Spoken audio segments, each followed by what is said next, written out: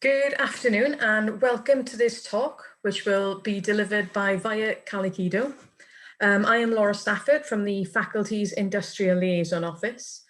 If you have any questions for our speaker today, there will be a Q&A at the end of the presentation. Please submit any questions that you have to the Q&A tab found at the bottom of your Zoom screen.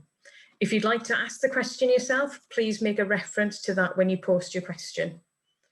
This talk is part of our faculty's research showcase event. The purpose of this week-long event is to demonstrate the breadth of research capabilities that we have in engineering at Bristol to provide stimulus for conversation and hopefully future collaboration.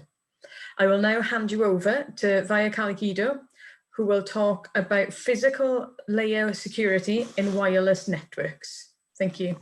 Hi, Laura, thank you. Hello all, I'm Vaia Kalokidou and I'm going to talk about physical layer security in wireless networks based on the current project I'm involved with. I'm going to start my talk with a brief introduction to the SWAN project, and then I'm going to talk a little bit about wireless networks and their vulnerabilities to several types of cyber attacks. I'm going to focus on four real use case scenarios from everyday life, and then focus even more in one of them on the LoRa standard, which belongs to the Internet of Things technology family, and talk a little bit about the application that LoRa can have in many aspects of our lives. Just before finishing, I will refer to the countermeasures that we can use in order to either be able to detect or defend against those cyber attacks. And I'm going to finish with a short summary. So the SWAN project with which I'm currently involved, it is a UKRI PSRC Prosperity Partnership. It is a 5-year project that has started 1 year and 2-3 months ago. And it is a collaboration between the University of Bristol, Toshiba Europe, Rock Manor Research, and GCH2. The main aim of this project is to design and develop secure and agile and resilient future wireless networks based on secure by design methodologies. Because the wireless networks are susceptible to over-the-air attacks, it is very important to enhance their security. By over-the-air attacks, as you can see here, we can have jamming, replay, eavesdropping, and many others, but I'll try not to get too much into technical details. So as I've just said, when we're talking about wireless networks, we know that transmissions happen over the air. So the air is our medium, and therefore they're over-susceptible to cyber attacks. So let's think of a wireless network that we use almost all day long, either in our work or at our homes. So we have the Wi-Fi router, and with which we connect either our laptops, our smartphones, or our smart TVs, and many other equipment. Similarly, we know of the 4G and 5G cellular network, where we have several base stations with which again, we connect our mobile phones, laptops, and other things. So those are two very common examples of wireless networks. And both of them are susceptible to an attacker that can, for any reason and in different ways, intrude the network and cause from minor to very serious, to have minor to very serious effects on the network. So for example, cyber attack can have many forms.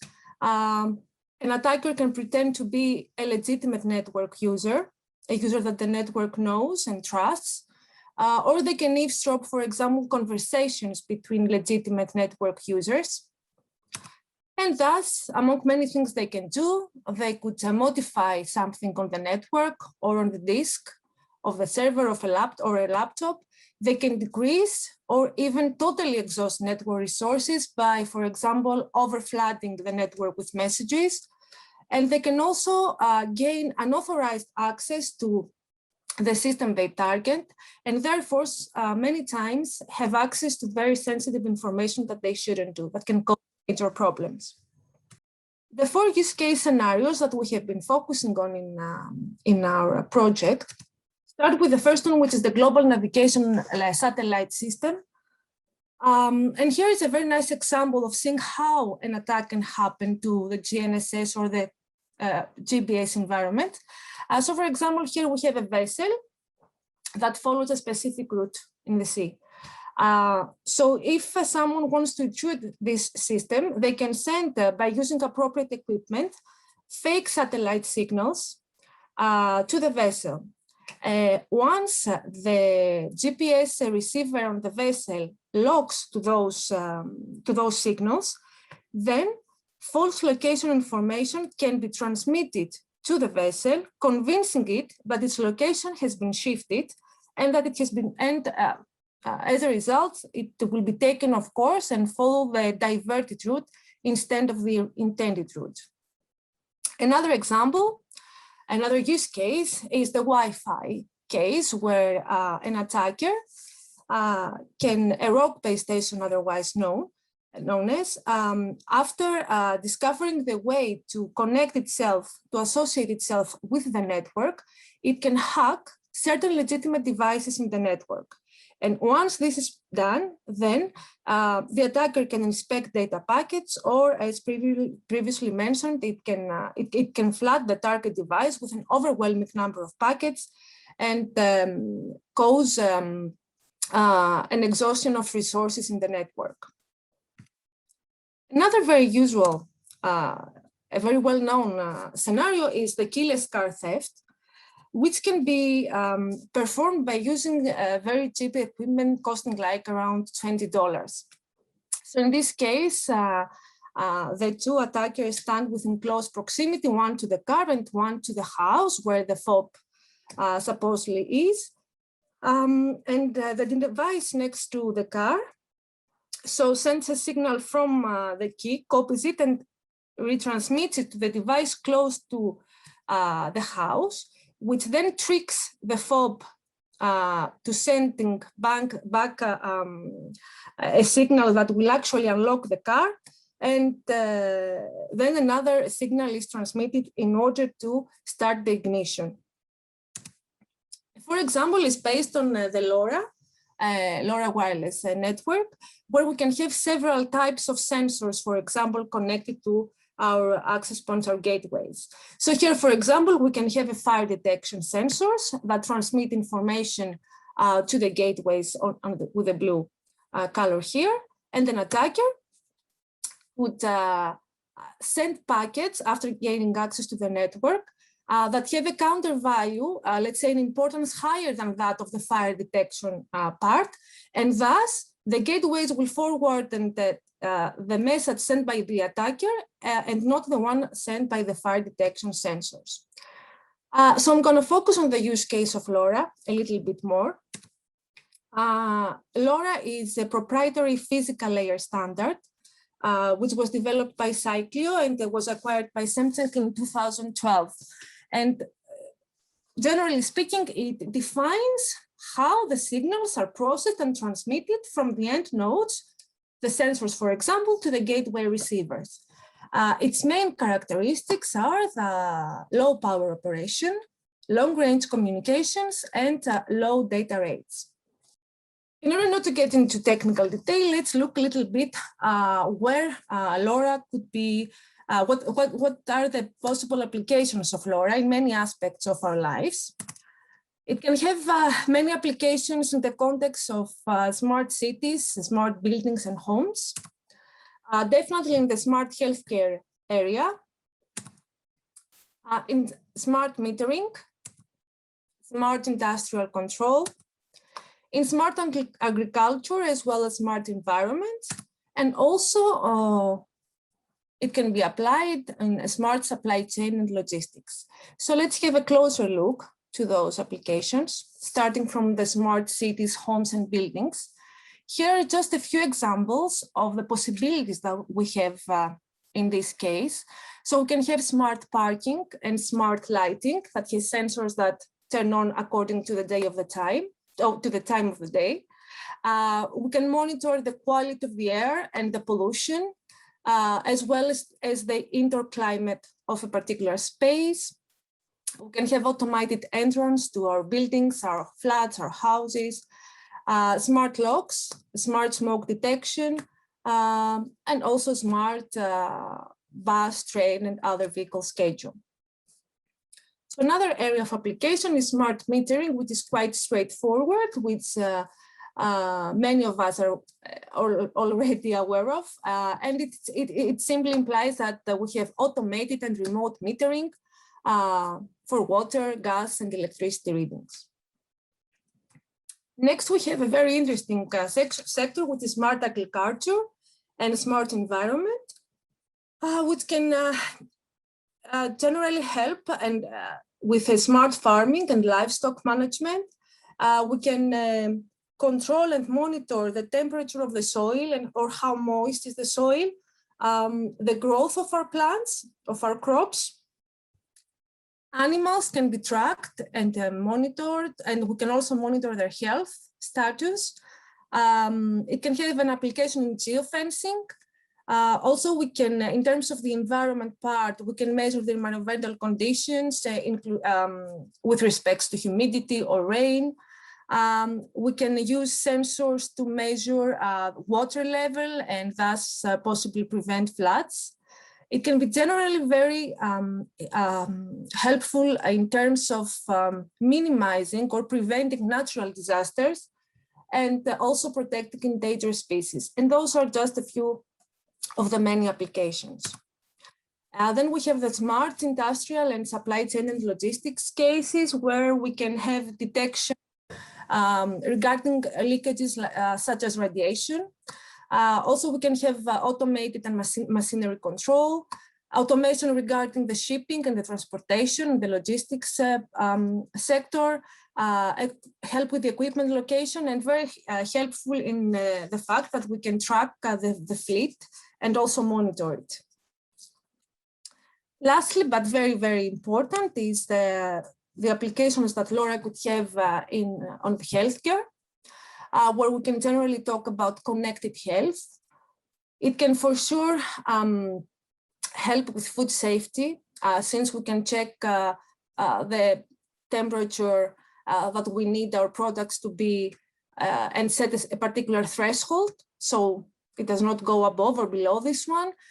To smart hearing aids also, it will be very helpful in tracking patients that suffer from Alzheimer's or dementia, as well as monitoring high-risk patients all the time, 24/7.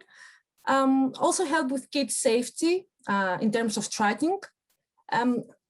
Again, checking the temperature and possibly other characteristics in medical refrigerators where we store very important things like vaccines, blood, etc.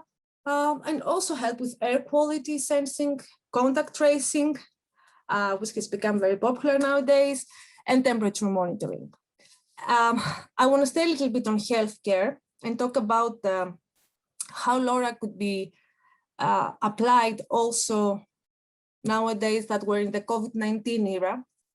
So in terms of the facility hygiene, it would help with automated check-in and with touchless infrared temperature sensor kiosks, so that the people's temperature is monitored, is checked. Also based on how often a space, an area is used and how many people have visited it, we can have predictive cleaning solutions, as well as, of course, touchless sensors and supply systems such as soap dispensers and towel dispensers. With regards to social distancing, employees or students could have smart badges and wearables that would monitor the proximity. So in the case that two people come in closer than 2 meters, they can hear an alarming sound, reminding them to keep a 2-meter distance. And also ensure that the distance with a device which would have a warning features that would provide immediate feedback in case the required distance is not maintained. With regards to contact tracing, we could have wearables that could accurately pinpoint which employees are at high risk based on the contacts they have on the previous contacts, and identify and quarantine potentially infectious individuals. In terms of occupancy control, we could have density control sensors that would provide anonymous and real-time count for predefined capacity levels. And once those levels, this threshold is reached, then no more people would be allowed. And also data-driven insights that would help to minimize employee traffic flow and several procedures. And finally, with regards to air quality, which is very important, air quality sensors for CO2 and humidity, and of course temperature, could enable to reduce the COVID-19 aerosols. And of course, and also if we control and monitor that proper ventilation and filtration systems are in use, then again we could reduce the spread of COVID-19. Now, we have talked a little bit about the attacks in a system, and we focused on LoRa and what its applications could be. A big question is how do we fight against these attacks? How do we build a system that is secure by design and it can either detect or defend those kinds of attacks? Now, again, not getting into any technical detail, one way is to be able to detect these threats. So in this way, in this case, a common solution is to continuously monitor our network for any abnormalities that happen to the expected values of certain characteristics of our system. For example, again, in the case of LoRa, that we have a water meter that sends regularly its readings to the gateways. So more or less, we know what the expected received power of our signal would be, since the water meter is stable, and so the environment does not change that dramatically. So in this case, if we receive a signal that its strength is higher, a lot higher than the one that we usually get, that we would expect, then in this case, we would know that we possibly were the system is under an attack, and so the whole network is notified about that. The other way is to defend, to be able to defend the system. And in this case, we need to build our network, our system in such a way so that it is difficult for an intruder to perform an attack. So in this case, again, we have the water meter sending readings, transmitting its readings. And if we have built our system in such a way that it is difficult for an intruder to attack our system, then when an attacker will try to perform an attack, this will not be permitted. There are many mechanisms that can be employed to wireless networks in order to either help with the detection or the defense against cyber attacks. So overall, I have given you a brief introduction to the SWAN project, which is highly involved with the development of secure and agile future networks. And a little bit, we've talked a little bit about the RF vulnerabilities of wireless networks and how prone they are to cyber attacks. And there are, of course, many different ways of attacking a system. I've talked about 4 use case scenarios that are being investigated in the SWAN project and focused on the LoRa standard, and talked a lot about the application that it can have in smart cities, smart healthcare, smart agriculture, and facilitate our lives, both in minor and major aspects of it. So in general, if we want to have a secure by design network, I think the methodology is to identify the vulnerabilities of our system, identify what kinds of attacks we would anticipate, and most importantly, to employ the most appropriate detection and defense mechanisms. Thank you very much for listening. Please visit the SWAN website to learn more about our project, and feel free to sign up to our free newsletter. Thank you. Fantastic. Thank you very much, Vaia. We have a question from Simon C to start off the Q&A session. Have you considered EM field techniques for cyber defense at the physical layer, such as direction-dependent modulation using direct antenna modulation and polarization modulation? I didn't want to get that technical, but well, direct, yes, the polarization modulation, I think, what did you say? Sorry, I don't remember. Sorry. Yeah, so it's okay, Laura, it's okay. So I've been greatly focusing on artificial noise, or otherwise known as friendly jamming, physical layer technique. And currently start to work with physical layer key generation, which is another well-known physical layer technique. But of course, we know that beamforming and directive and sending our signals having directive links, as well as multi-diversity, facilitate with this matter. But there are many techniques out there, but I didn't want to get too much into technical detail. Thank you, Vaia. We have a question from Sarah A. How would you like industry to work with you on this in the future? How would like industry, sorry? To work with you on the research that you're doing in the future. For now, we have a very good collaboration with industry, and they really help a lot because it's a joint research anyway. It's nice to have a more practical industry and not only focus on, research that sometimes in the university we forget about some practical aspects sometimes. But I think that the industry can play a huge role, as well as the university does, in order to have ready products in the market that would help towards this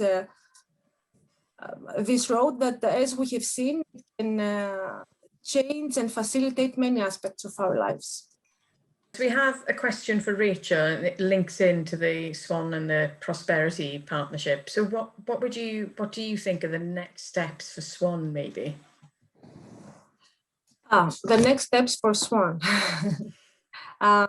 So for now, I think that we're from my side, in the best place that we could, because focusing on specific use cases, we have learned a lot regarding the vulnerabilities and the cyber attacks that we anticipate. We have built the mechanisms that will help us to do this step further. When I'm talking about this step further, I'm referring to the development, as I said, of these detection and defense techniques that will be implemented, tested, in order to have solutions out there that would hopefully, at the end of the project or even earlier, be able to be employed in real life systems. Brilliant, thank you. I think from my perspective, Laura seems to have a broad range of applications that I hadn't realised before.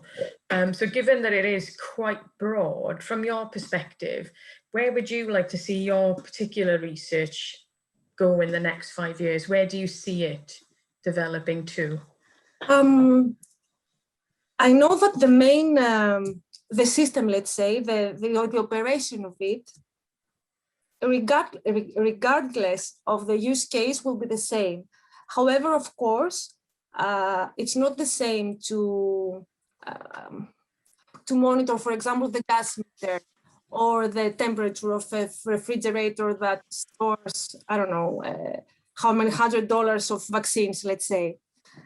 So I've been intrigued, possibly because of the latest, how our life has changed in the last year or so.